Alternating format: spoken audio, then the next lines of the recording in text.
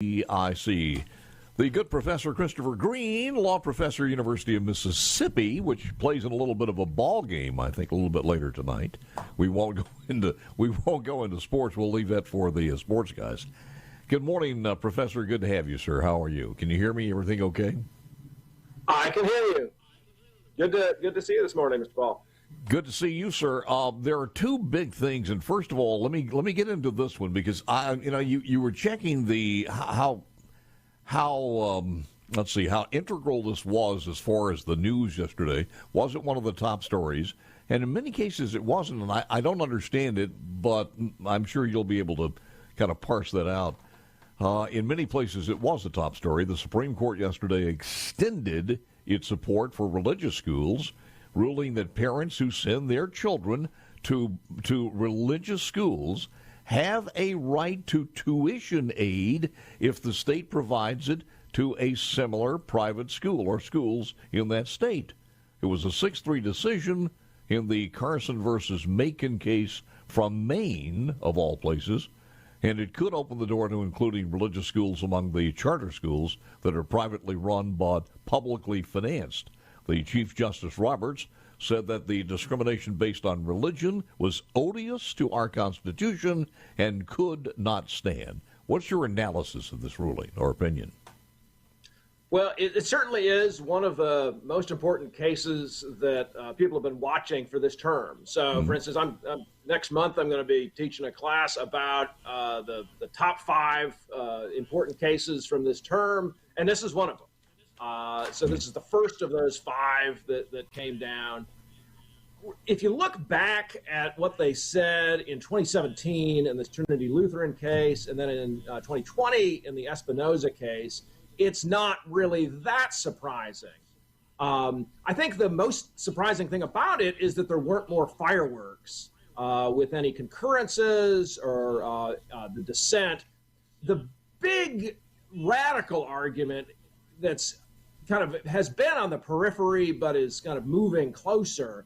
The more radical idea would be that because the government funds public schools, which are secular in certain ways, then they would have this obligation not to be selective in their funding. And the court did not say that.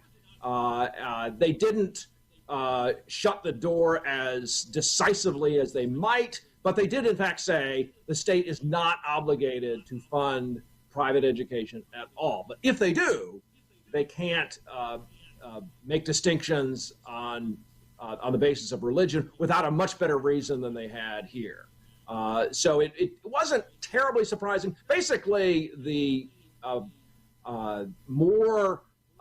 slightly more radical views from 2017 in some of the concurrences, Justice Gorsuch said, well, we don't want to limit the ruling here, and they didn't want to limit on the basis of a distinction between religious schools and religious education. So discriminating on either of those grounds is just as bad. Because it was not clear that charter schools will be deemed a program of private school choice, was what one of the professors said at Notre Dame, Nicole Garnett.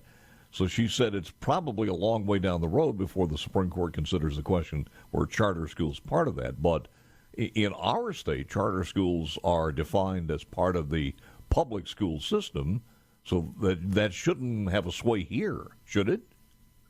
Right. So the big question is, so it's a selective funding question. They fund one thing, and then what else do they have to fund? So how exactly you characterize the one thing that they're funding now is going to be really, really important.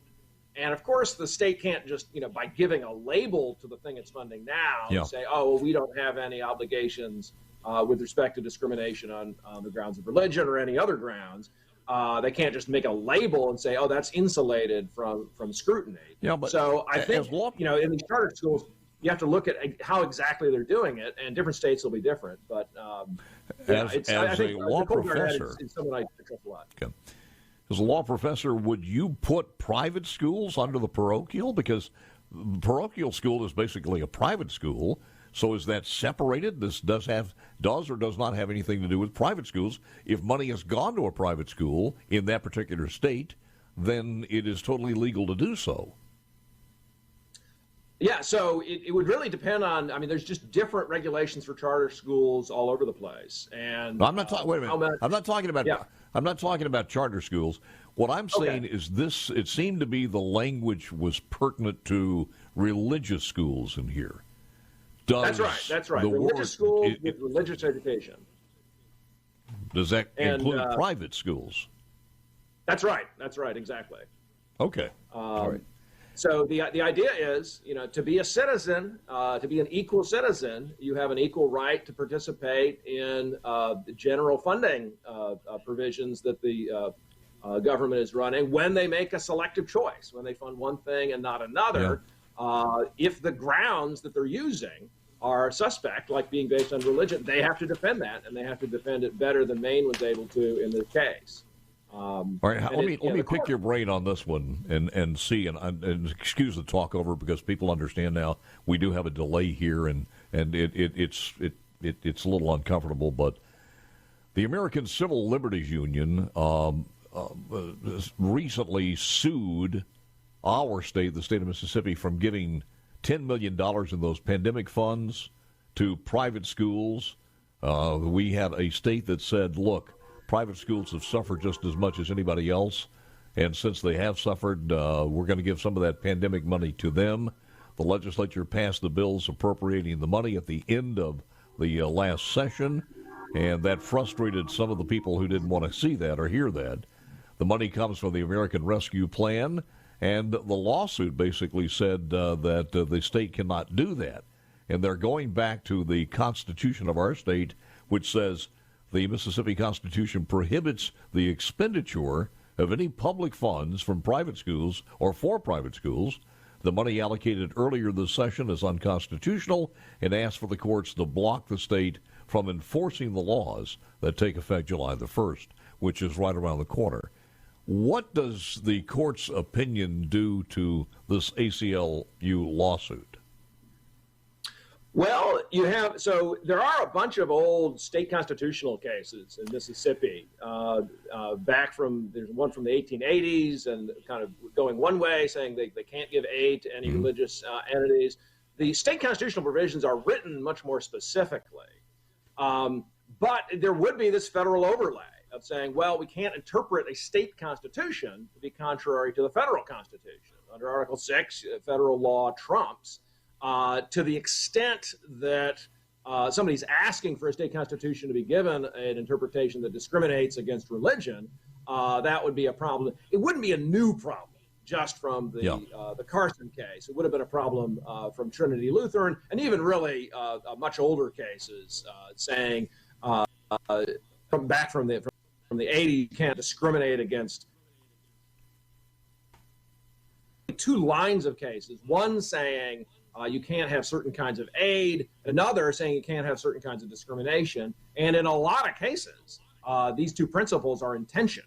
So the ACLU, I think they were litigating on behalf of much more broad anti-aid principles back in the 70s and 80s, and they still want that in the guise of state constitutions. But a lot of these religious funding provisions in state constitutions have been challenged under these recent cases. Yeah. So it would not be surprising to see additional troubles for those kind of provisions. Do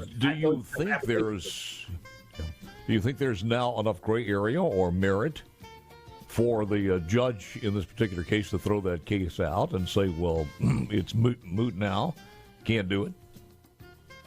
I wouldn't say necessarily, but there's always a shifting gray area. Some of the gray is turning to black, and some of the black is turning to gray. Some of the white is turning to gray. That's why we have lawyers, my friends. Listen, let's do this. Let me turn our attention toward guns when we come back in the decision yesterday by the Senate. Back with our guest, Christopher Green, law professor, University of Mississippi. The Senate yesterday broke through nearly 30 years of stalemate on gun control legislation. They voted 64-34. If you wonder who these people are, they are John Cornyn, which was a little bit of a surprise, but again, he is from Texas where the massacre happened.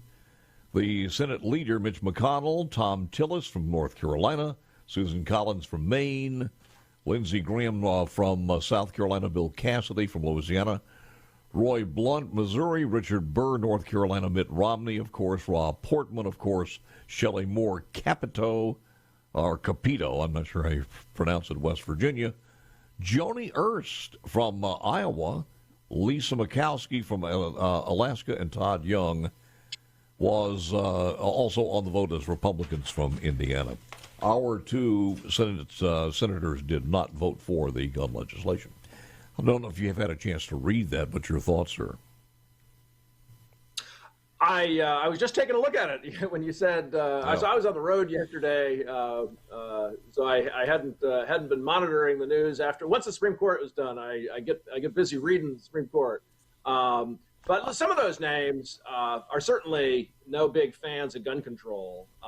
In terms of background checks, that's the kind of thing that's been in laws before. So making that more stringent is certainly one of the levers you can pull with respect to the Second Amendment. There's in Heller, the 2008 case, there's an exception for those with mental illness. So a lot of people looking at the facts of the recent case thing.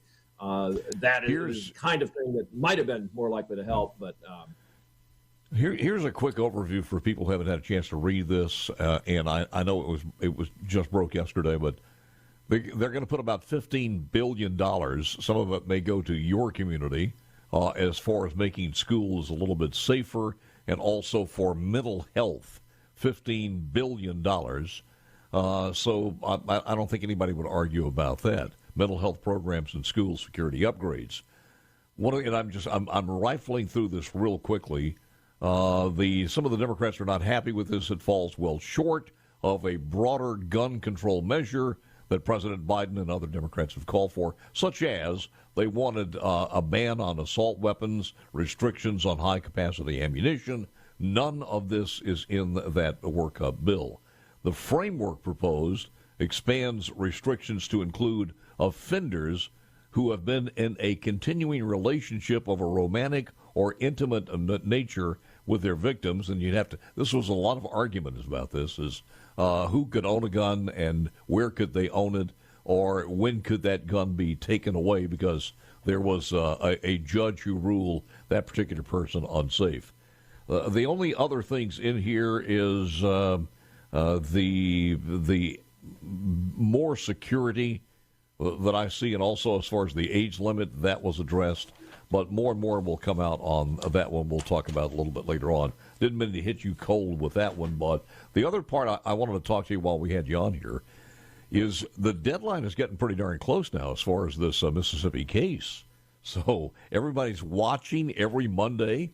You think it could be this Thursday? Is that a possibility tomorrow?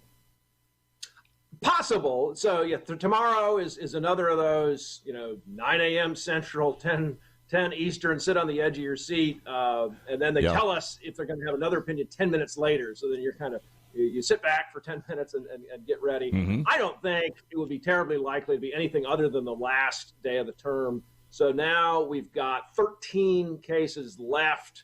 2 days would be pretty quick.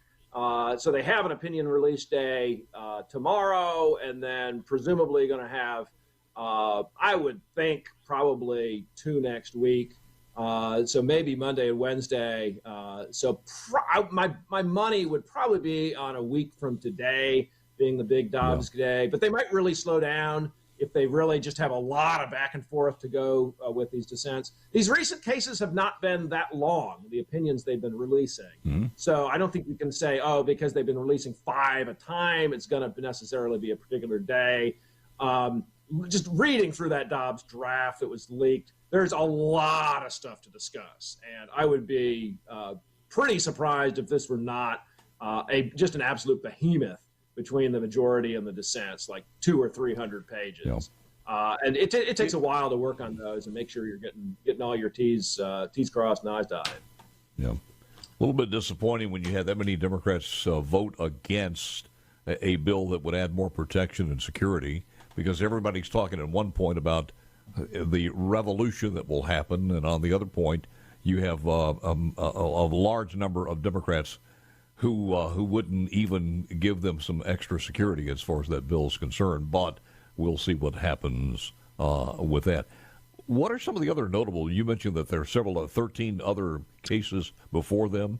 What do you think are a couple of three of the biggest ones? Yeah, so Dobbs, of course, is the big that's big number one. And then there's New York State Rifle, which is a gun case about the right to carry in public. So the right to keep and bear arms, the right to public carry, it looked pretty likely to be a pretty pro-gun decision coming out of the court after the recent Texas thing. I think the politics of that would be a little bit more uncomfortable for the court. Then West Virginia versus EPA, a big case on the Clean Power Plan and what's called the non-delegation doctrine. So to what extent can Congress give vast powers to the executive branch that look a lot like legislating? So in terms of the doctrine, that's one of the really interesting ones. And then another one is another big religion case. So this was a football coach who prayed after games. It was sort of between the game and the post-game chat with the players. So there's a bunch of questions about exactly whether he's still on the clock. The opportunity there would be to go to the really bold approach would be to say, if something isn't coercive, then it doesn't raise Establishment Clause concerns. So, as long as you're not imposing religion on people in a coercive way, that's what an establishment is something that's coercive. And so a number of scholars have proposed that, but it's not clear the court's going to jump that far. But it's open to them. Christopher Green, he's a law professor at the University of Mississippi, and just only got a couple of seconds here, but go back to the original conversation as far as private schools getting funding. The way that I'm hearing it from you, that if a state does this on their own, and they're doing this, and they've awarded, through their legislative process, some money to a parochial or private school, as they have public schools, they can continue to do so without fear of a lawsuit. If a state doesn't do that or hasn't done that, then I guess if they begin to do it, then they could continue. They could continue doing it. Well, I'm not sure how that rules out. Yeah, that's right. And there's a question: if they fund one thing, if they make a small step, they might be required to make a bunch of additional steps. So it could actually make some states gun shy about funding initial bits of private education. They think, then if we do that, we've got to fund religious education too. I don't want to send shockwaves through the parents' campaign and Nancy, but what would that do to vouchers? Well, essentially, the big, the more radical argument would say that vouchers are constitutionally compelled, and the court isn't going that far. But certainly, ever since 2002, the court has said that a voucher program is allowed to include religious education. Mississippi, there's a lot of folks in the religious education community that just don't want anything to do with the government. So they're much more mistrustful of government funding than some other folks. But there's still that argument from some religious education proponents that they've got a constitutional entitlement to it. It does open up a lot of other questions about this, even to the point where somebody could make a good cogent argument about funding a homeschool in one way. There is an expense to that, funding homeschool. That's I'm quite aware of that myself, and just the whole idea that the government, when they decide to run a particular kind of program, even if it's not a program that's explicitly giving aid to private entities, the fact that they do one thing that crowds out other educational possibilities is a financial burden on anybody making alternative decisions. So the argument that should trigger the rights in this line of cases is not a frivolous argument at all. It's the reason all of us who are not lawyers thinks the law is really complex. For one reason, the law is really complex, and so we just don't understand. That's why we need lawyers and good professors. That's Christopher Green, University of Mississippi. Thank you, sir. Appreciate it very much. Michael Watson joins us coming up.